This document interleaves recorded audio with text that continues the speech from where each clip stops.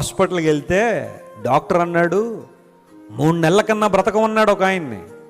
ఏంటి సార్ నాకున్న ప్రాబ్లం? ఊపిరితిత్తులు పాడైపోయినాయా. మహా బతికితే 3 నెలలు బ్రతుకుతావు, అది కూడా చాలా కష్టంగా ఉంటుంది.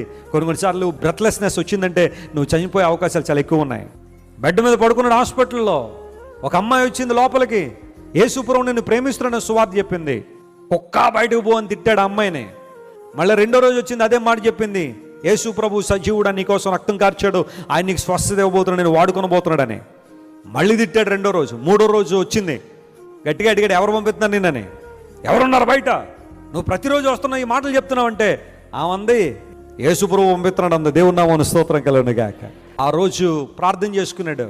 సౌత్ కొరియాలో సోల్ అనే నగరం, ప్రపంచంలో అతిపెద్ద సంఘం, లక్షలాది మంది ప్రజలు. దేవుని సువార్తను ప్రకటించిన దైవజనుడు పాల్ యాంగిచో దేవుని చేతిలో బలంగా సాధనంగా వాడబడ్డాడు.